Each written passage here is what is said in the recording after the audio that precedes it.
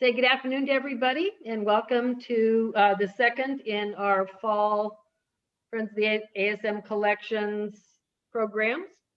And today is our first artist presentation. And now Patty Schwartz, who was the person who kindly reached out to Matagi to arrange today's talk, will do the introducing. Take it away, Patty. Hello, everybody. I think most of you know me. If those of you who don't, I'm a long-time member of Arizona State Museum and of the Friends of the Acquisitions Committee of the Friends. Today, I would like you to meet Matagi Sorensen, who is a member of the Yavapai-Apache Nation and a pretty well-known fine jeweler of contemporary designs. His work has been seen at the Santa Fe Indian Market, at the Hurd Indian Market, at the Idle Jorg, where he's won many prestigious prizes, as well as in Prescott at Charlotte Hall, and most places that that you would think a good jeweler, Native American jeweler, would be seen. He's also in some galleries around New Mexico, particularly in Santa Fe and in Tucson and Phoenix. And on a personal note, I met Matagi at the Arizona State Museum SWIAF show when it still existed in Tucson. And I've been a big fan of his very elegant contemporary jewelry and work ever since. He'll be telling us about his background and how he works. And we're just really glad to welcome you, Matagi. Thank you, Patty. That was my very first show I met you at. Yeah, oh, was it? Yeah, that was kind of, I look back at that time period with a lot of fondness. It was a really, really nice time, you know. Anyway, my name is Matagi Sorensen. I'm from the Yavapai-Apache tribe. I'll share a little background about myself. I grew up to an Apache mother and a Danish father. My great-grandmother, who we call Big Sister in Apache, named me. I'm named after one of her uncles, Matagi. It means 3 foxes. And it was originally supposed to be my middle name, and I never got another name, so it stayed as my first. And I'm the only one in my family with my Apache name being my first name. I have a brother and sister, Naznia, Nazgua, and Gadadina. And my daughter is, her name is Nastan Hariskai, and all of us were named by my great-grandmother before she passed. So I have a little different story as far as upbringing goes. I was raised outside of school, and instead of doing a homeschooling or anything like that, my father had us work on stuff. So I spent a lot of time at rock yards polishing azurite and malachite and several other materials, collecting different plant life from whatever washes were around and shaping them and carving them and selling them. And he was what you would call like a wholesaler, I guess. So he would make things, sell them for very cheap to the galleries. They would then put a price on it, sell it, you know, or more like trading posts, I would say. Then they would resell it, or he would sell it to a jobber, an in-between person that would then sell it for higher. So we'd make these things by the dozens. And it really shaped the way I engage with artwork now, as far as my drive to be able to finish a piece and to stay with that piece for a long period of time, well beyond, you know, well beyond feeling any boredom with it or feeling any like discomfort with it, just really staying there, that kind of tenacity, just keep working something again and again until you get it right. So that really shaped me as a craftsman that time period when I was young, and having that and nothing else to do. The other large shaping experience in my life, and more of a positive one, was my time period with my grandmother. She was a basket weaver, and when we get to the slide, you'll see a picture of her there. she only spoke Apache, and I don't speak Apache. I speak some words. I can understand some, but so a lot of our engagement was watching and translation through my grandfather. But I always felt close regardless. We'd go to the rivers and pick for traditional plants and, stuff for the basket weaving. I'd watch her shape them and create the pieces and chew on them to soften them. And that's really impactful to me. She always sold just to trading posts too. So the idea of Indian markets, those never even came up when I was young. I didn't hear about that until, very first one I did. So that's my background. So when I left home, when I was around 17, I worked I worked for the Nation in the culture department. I went to Holland. I worked over there for a while doing lectures back and forth in that area. Worked at the casino, and when I was 24, I decided to get my GED, and I worked for a gentleman who taught me how to read and, read appropriately and do math and all that other great stuff you need to pass it. And I fell in love with education when I did that. I just thought it was kind of amazing, all these intricacies of it. And, I spent so much time just rewriting problems just for the beautifulness of how you can write a math problem out, and how pretty it can look and all that stuff. So I decided to go to college, went to NAU, where I got exposed to jewelry making. And I guess you could say the rest was kind of history after that. That was 2007. The first piece I did was this big success. It went to the Coconino Center for the Arts and was on display there for a little while. And I really love that. Something really amazing about jewelry is that you get to share this art with everyone. And what excites me so much about doing artwork or doing jewelry in particular is to be able to share it with people, be able to, that people can wear it afterwards or they can take it with them. It's this kind of constantly giving thing. And prior to that, when I'd stumble around with ceramics, other things, I always felt like I needed to show everybody everything, and I never could. You can't haul around a truckload of pots with you. And jewelry was that, like everything's boiled down to this tiny little piece. And after I'm done, like I make it, I get to that point, it moves on, and I really don't have any attachment to it because the whole reason I make it is so a person can engage with it. So I guess, yeah, that's probably when I really first started, around 2008. So this first piece here, this is my great-grandmother, big sister, with her baskets. This was taken in the late 80s, early 90s, over near our homelands, Clear Creek.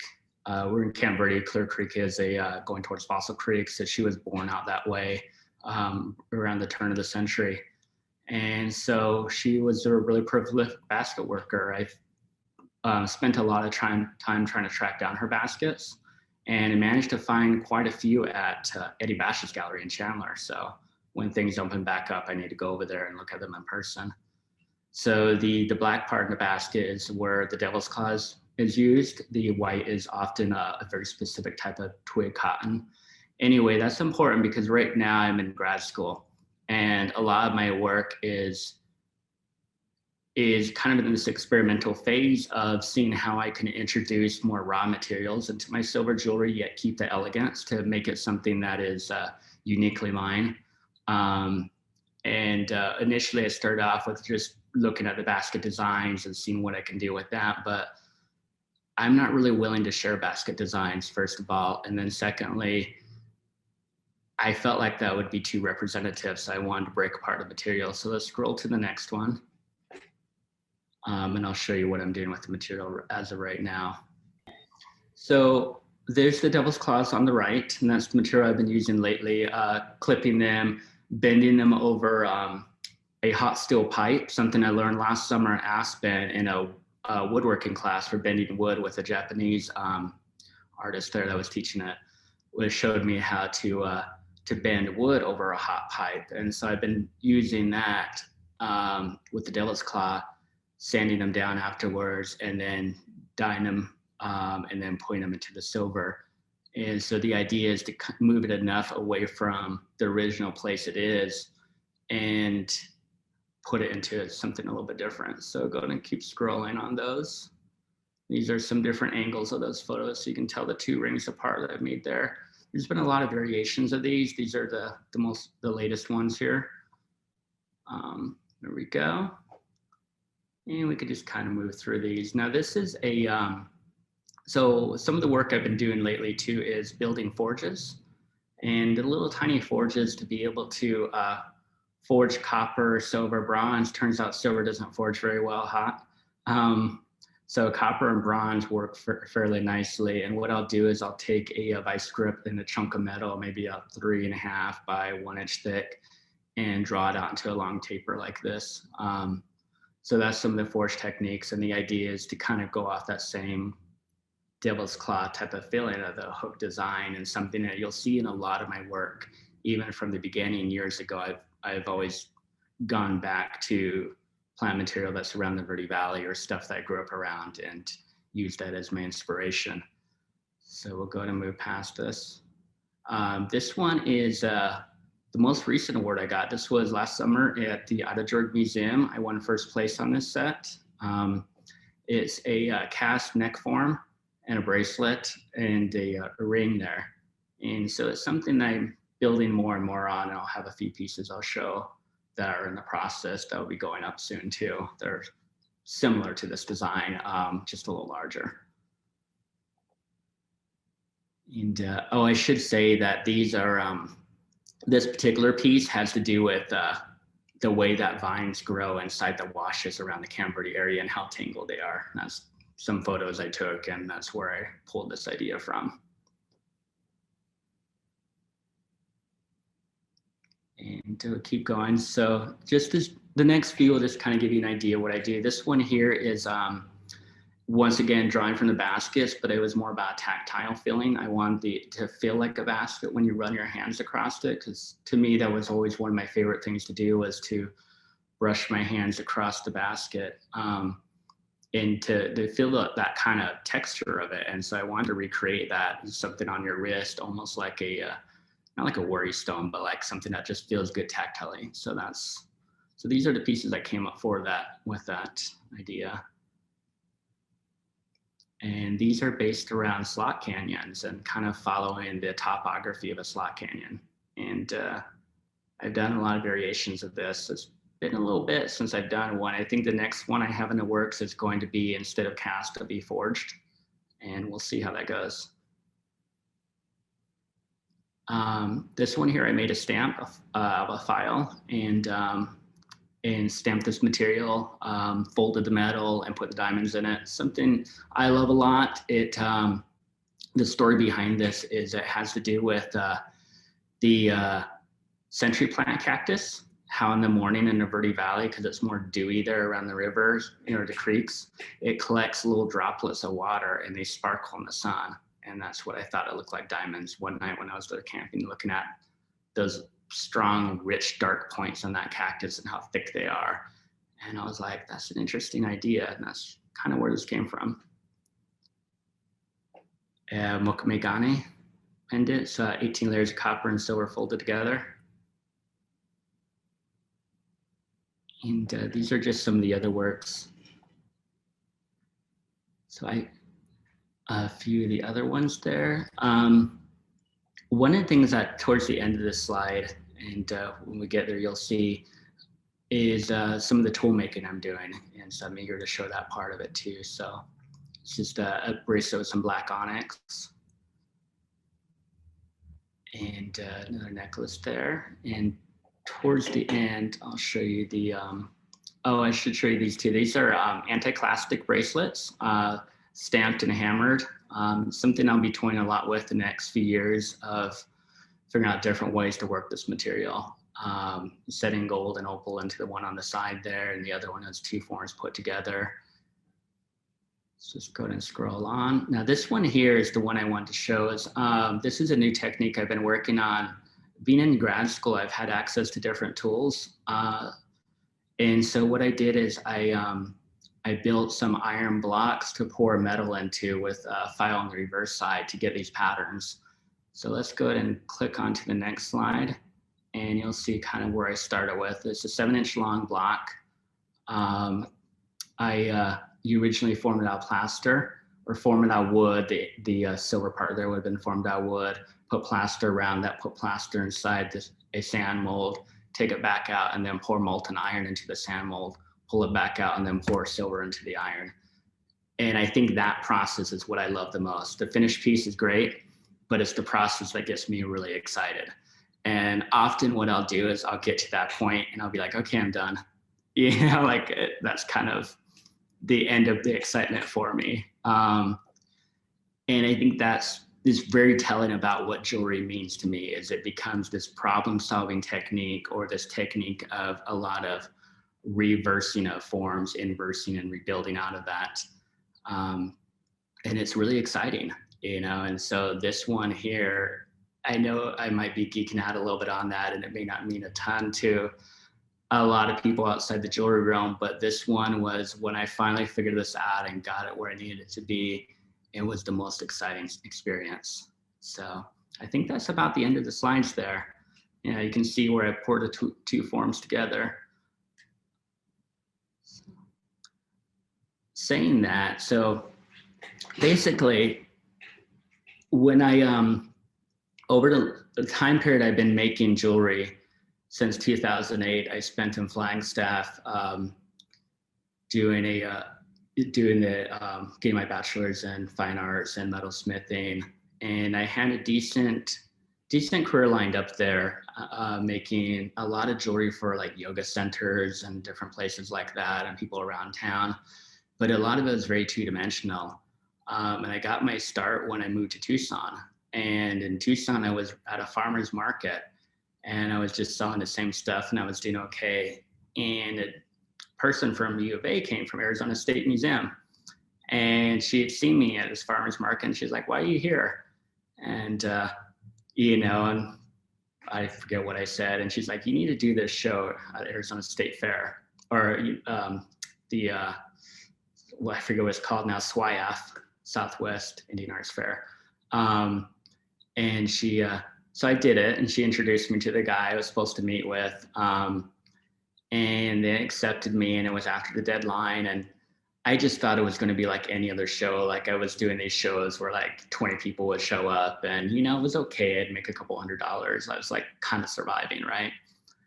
And I remember that first day, like going there, and just the amount of the people in line waiting to come in and see your artwork. There's something so moving about that experience, about so many people there that actually care so much about art, and I tell people about this a lot, because it's so much different than being in any other field I've ever been in, where you're there and people wander on through the gallery, and you don't really see that excitement in the same way.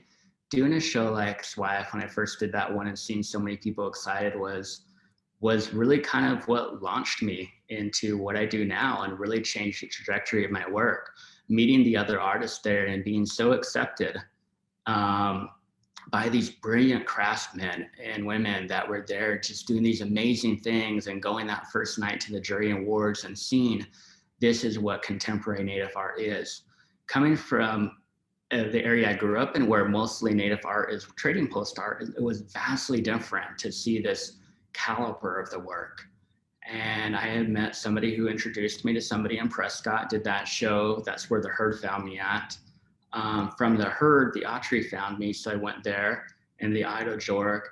And from there, I met people who introduced me to the Smithsonian show that I've done several times at the National Museum of the American Indian, and who I just did a talk with last week too. And then I did Santa Fe Indian Market afterwards.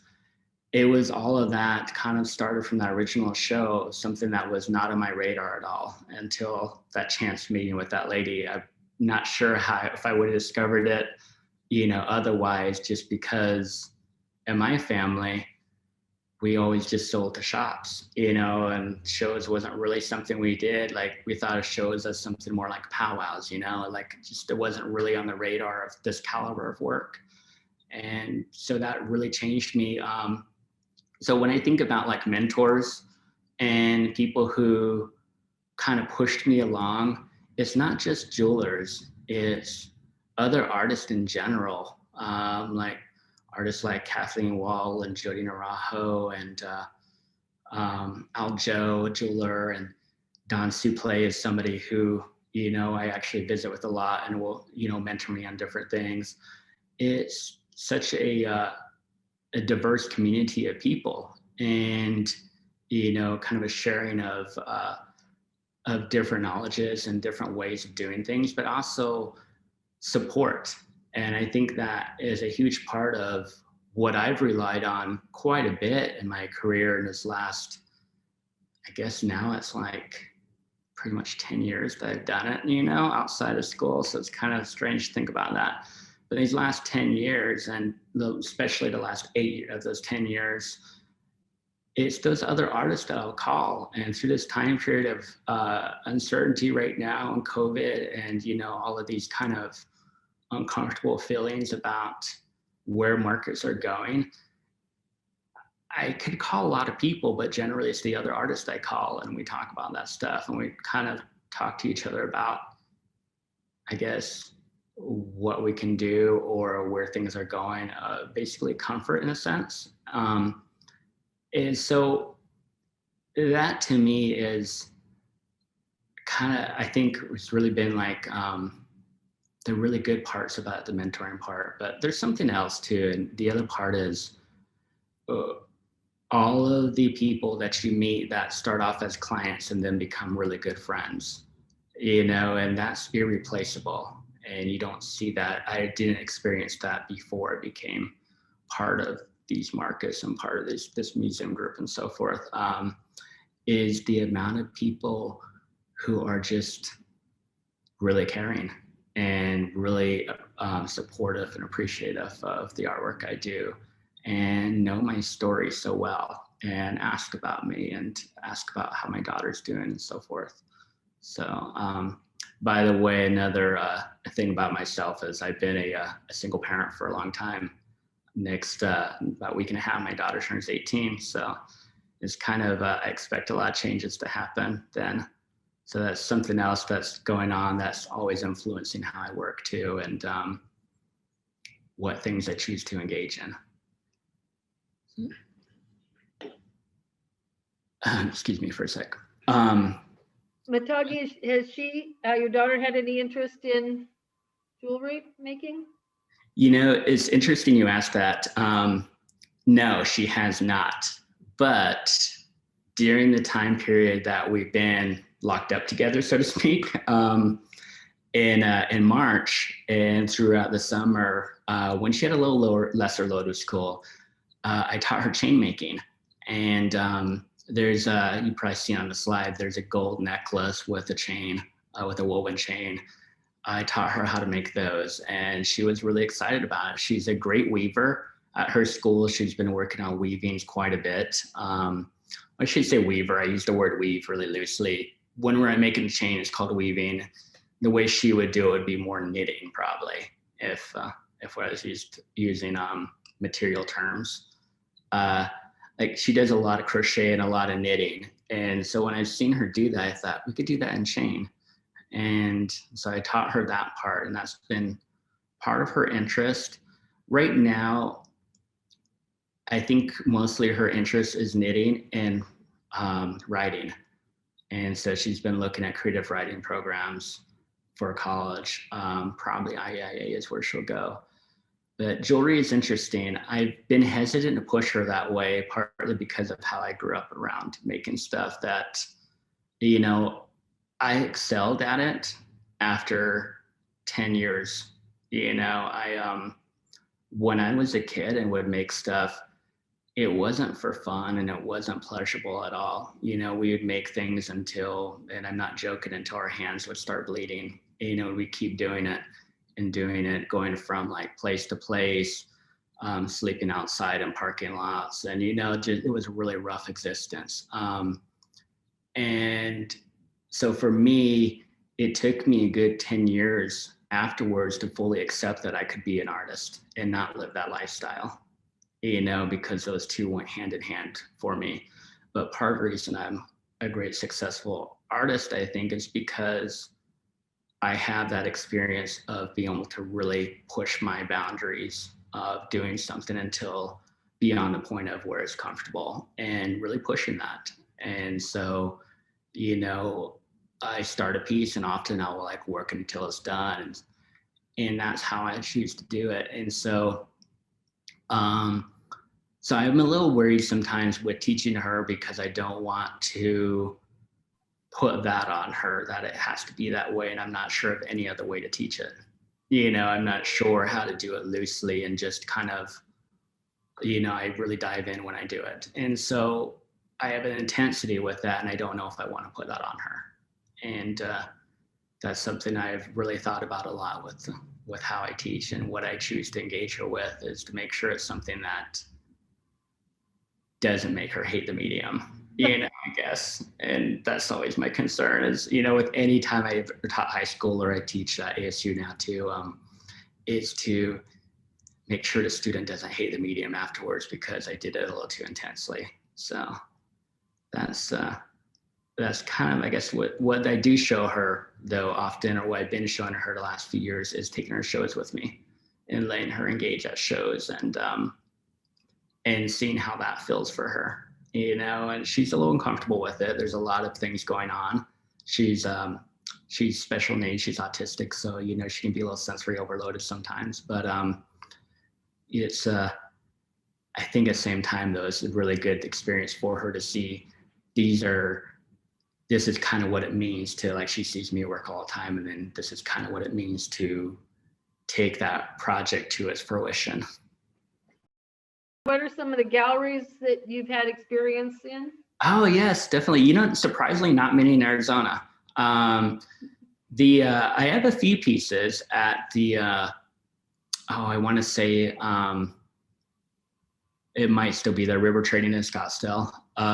It's been a while since I've worked with them, and because there's something about one of the galleries in Phoenix, and the same with the Heard Museum too.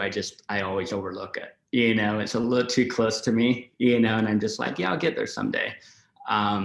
So mainly I work with Bati Gallery in Tucson and Santa Fe, and then I work with the Museum Foundation in New Mexico, who runs all the museum stores. And so I'll sell a decent amount to them, Four Winds in Pittsburgh. And those are probably the three main galleries I deal with. One of the things that happened a lot happened recently is that 2 years ago I started grad school, and since then I've slowed down the amount I send to galleries just because it's hard to keep up with that and the shows. And I'll graduate in 1 year, and I imagine I'll ramp it up again a little bit more after that. This year I've actually done quite a bit of dealing with Bati Gallery. There's a few other small ones, the museum shop at the Austria Museum, the Ataturk Museum shop. So those are some of the smaller ones I'll work with. But yeah, generally what happens is I sell on my website, and I sell on Instagram, and I sell on Facebook, and people contact me for commission work. And so usually what I do is I'll put like a portfolio of work up. And so on my website, I have the pieces for sale, they're there. And then I have all the pieces that I haven't got around to photographing yet to put up there. And, so I'm always kind of a process of adding more as I go. And then I have all the work I've done over the years. Some of it will be there, have most of it on Instagram. And so when people contact me, I'll be like, well, look at some of the past work I've done. If you want anything like that, I can make that again, or with a twist if you need to. Often things will be like, can you add a piece of turquoise to this, or can you do this in gold, or, a question like that. So that tends to keep me pretty busy working on those cells. The other day when you posted the information about Matagi, Arn bought me that beautiful bracelet that was on thing, so I can hardly wait till it gets here. Great. I think I've seen that there. So cool. Silver one with the beautiful holes all around it. Yeah, so, the slide. Yeah. Cool. Well, thank you. I was wondering where you were exposed to the Japanese techniques like the mokume gane, and do you still work in that technique? Yeah, I do actually. So I went to school at NAU, and NAU is a very, it's not around anymore, the jewelry program. It was a very traditional jewelry program. So mainly Northern European style traditional jewelry. And so my style of working is a little bit different than you might see in other market jewelry, for instance, because of that. Joe Cornett was the teacher there, and he taught a lot of hammer forming pieces. So making copper bowls, like, oh, I don't know, like these out of a flat sheet of silver is what I teach often. And then mokume. And the way he taught mokume was with solder, and that's kind of not the best way to do it. So after I left NAU, I learned to do it with fusing, which is much better because dealing with solder is tricky, so tricky.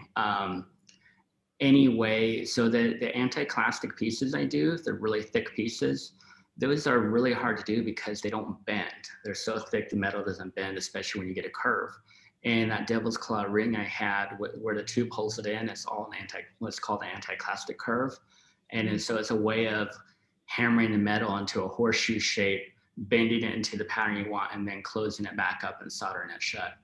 And so in the mokume, even though it's entirely different, it runs on a very similar process of really getting to know your metal and understanding and how to use the hammer with it. And so laminating the pieces together is easy enough with the right equipment. And yes, I still do it. But doing the hammer work on it, I think that's where I've really refined it, where I've built a bunch of hammers and ground hammers down and changed the edges on them so I can get it just the right peak I want. So you hammer it all flat, you get it flat, hammer a little dents in it, whatever pattern you want, sand it all down. And then I had a machine made for me a while back that is a drum sander, and it runs with water going on it. So I use that to grind my mokume down until I get just the right look of it. So it's been something I've been working on for 10 years now, and I'll keep coming up with different ways to work it. And so the piece that you've seen on the slide, the long necklace, what's unique about that one is it's not solid, it's a hollow form. And that took quite a while to figure out how to make the mokume bend like that. And so that was kind of a fun one to do. And it's something I do quite a bit. And actually, I think I still have the one on me too. Donna Gill is asking, have you ever thought about creating sculptures or other art objects? I have, and I haven't been like a sculpture in the sense of not jewelry, but a sculpture. So I'm in this program that's technically a sculptural program here at Arizona State. And I have tried to do sculptures, and it's something I will do. I haven't figured out a great way to photograph them or really make them pop. There's something about jewelry that I'm really familiar with, and so it's easy for me to work it around. But in a sculptural form, I haven't quite found my niche just yet, so it's something I'm still building up. But I've done a lot of larger aluminum and cast iron pieces and bronze pieces. Right now I'm working on a hammer. Will be this giant bronze piece here.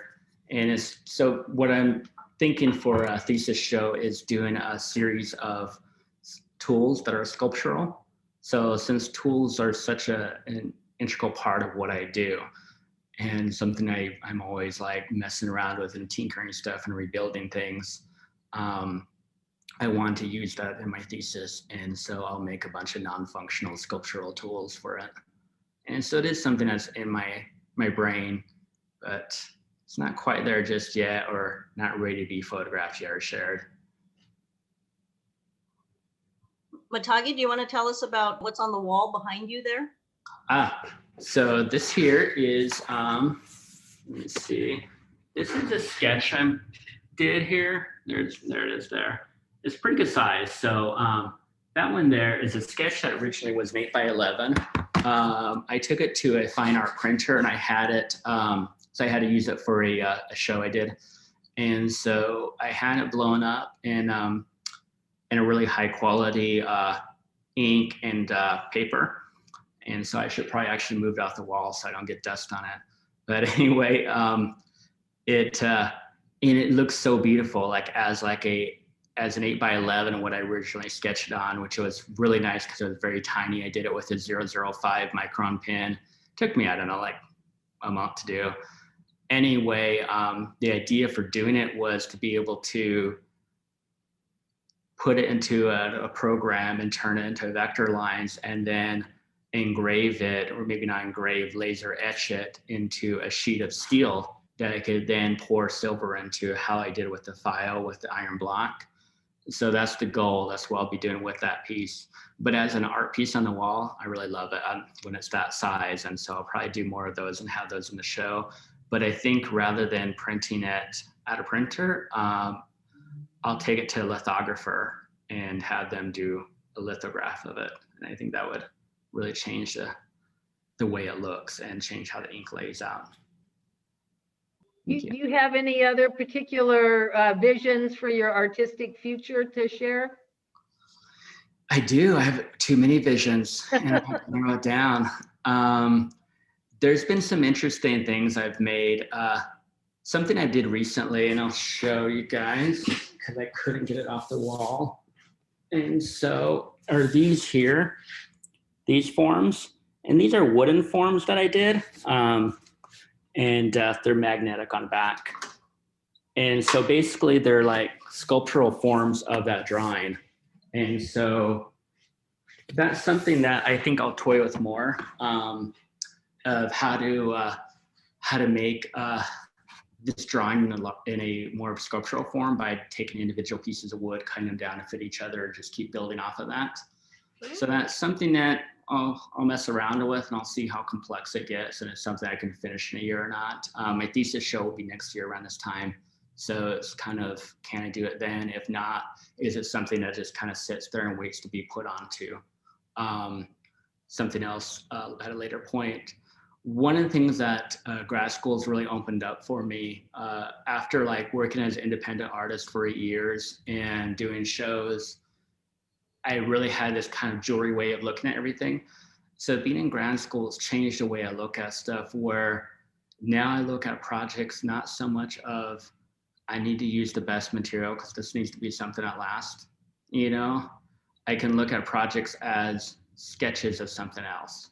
And so pieces like the wood structure, probably not the final material I'll use, but it's a great sketch to get there. And so I look at material differently, being in this in the more academic world, where everything I'm doing now is more of, how do I get the idea out versus waiting for that perfect material. And since material is such a large focus and something I'm always thinking about, it's changed the way I look at things. The other really big thing I think is making pieces and showing people who are not interested in buying it. And that's such an odd way for me to work. It's really been a little challenging, actually. And so I make these beautiful pieces of jewelry, and I'll be in a crit review, and I'll show professors and other students. They're like, oh, but what do you do with it? And I'm like, well, you wear it, you know, like, and so it's this kind of odd way. And they're like, huh, it's not something I would wear, you know, and it just, I'm like, wow, I haven't heard that for a long time. So it's a little different, and it pushes my boundaries a little bit.